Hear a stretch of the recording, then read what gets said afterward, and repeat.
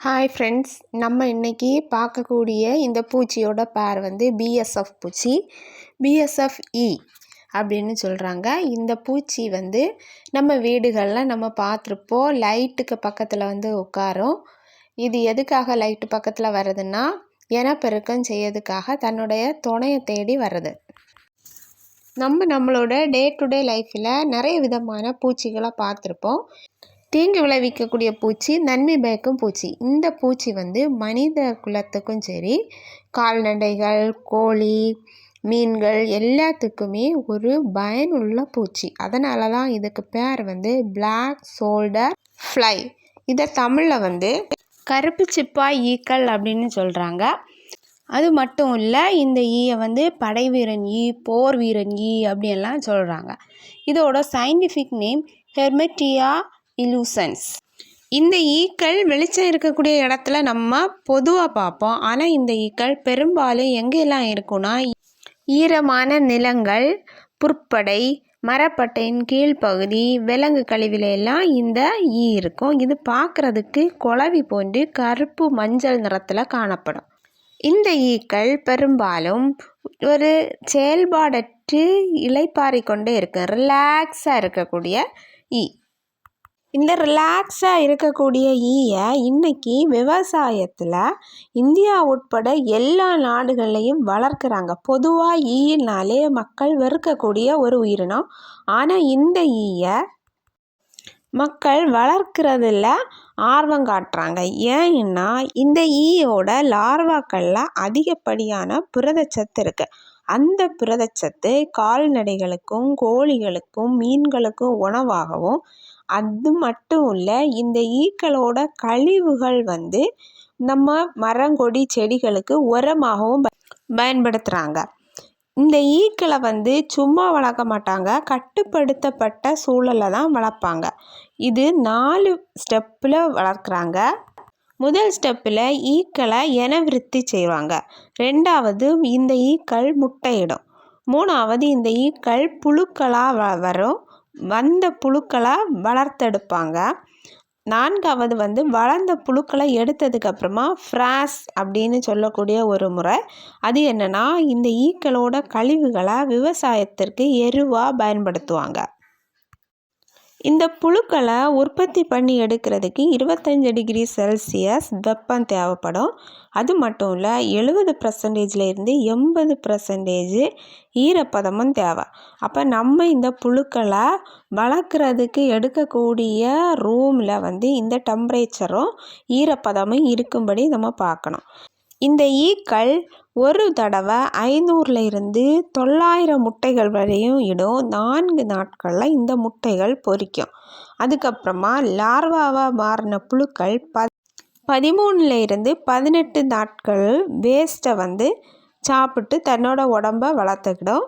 அதுக்கப்புறமா pre pupa ஸ்டேஜுக்கு போகும். ப்ரீ பூப்பா ஸ்டேஜ் 7 முதல் 10 நாட்கள் வரை இருக்கும். இந்த காலகட்டத்தில் இந்த ஈக்கள் வந்து எதையுமே சாப்பிடாது. அதுக்கப்புறம் பூப்பா ஸ்டேஜ் 5லேருந்து 8 நாட்கள். பூப்பா ஸ்டேஜை கடந்து இந்த புழுக்கள் வளர்ந்த ஈக்களாக வெளிவரும். வெளிவந்த 5லேருந்து 8 நாட்களுக்குள்ள வளர்ந்த ஈக்கள் இனப்பெருக்கம் செய்ய தொடங்கும். இந்த இனப்பெருக்கம் செய்வதற்காக தான் நம்ம வீடுகளில் உள்ள வெளிச்சம், லைட் வெளிச்சத்துக்கு இந்த பூச்சிகள் ஈர்க்கப்பட்டு வரும். ஆண் பூச்சிகள் சூரிய வெளிச்சத்திலேயே தன்னோட துணையை அறிஞ்சு கொள்ளும்.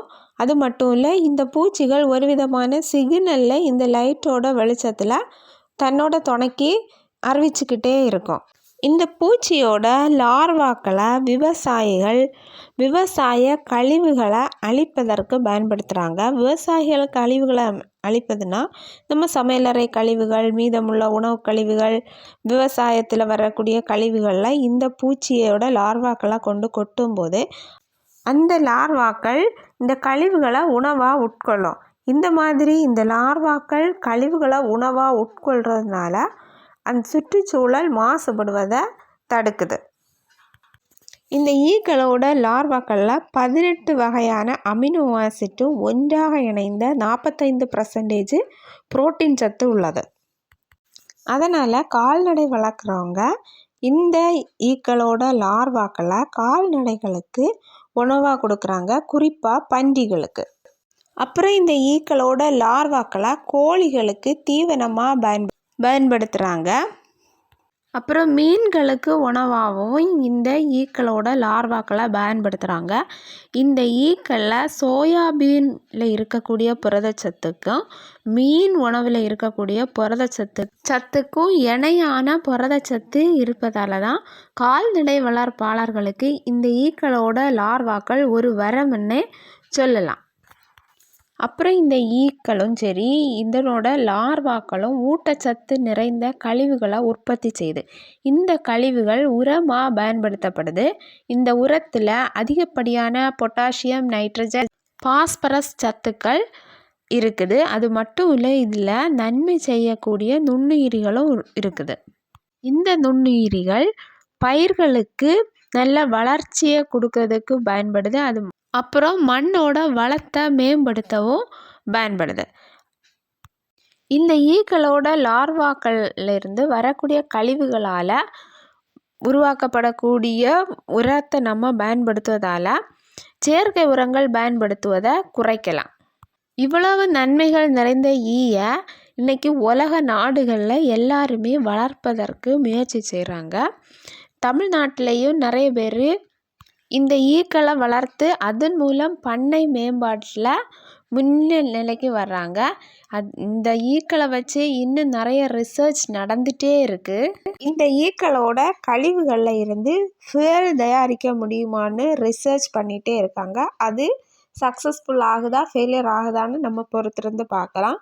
ஸோ ஃப்ரெண்ட்ஸ், நம்ம இந்த வீடியோவில் கருப்பு சிப்பாய்கள், போர் வீரன் ஈ ஆர் படைவீரன் ஈ அல்லது பிஎஸ்எஃப்னு சொல்லக்கூடிய பிளாக் சோல்டர் ஃப்ளை பற்றி பார்த்தோம். ஃப்ரெண்ட்ஸ், உங்களுக்கு என்னோடய வீடியோ பிடிச்சா என்னோடய சேனலை சப்ஸ்கிரைப் பண்ணுங்கள். நான் போடக்கூடிய அடுத்தடுத்த வீடியோக்கள் உங்களுக்கு வர்றதுக்காக ஆல்ங்கிற பட்டனையும் கிளிக் பண்ணிக்கோங்க. என்னோடய சேனலுக்கு உங்களோட சப்போர்ட்டையும் கொடுங்க. நன்றி ஃப்ரெண்ட்ஸ்.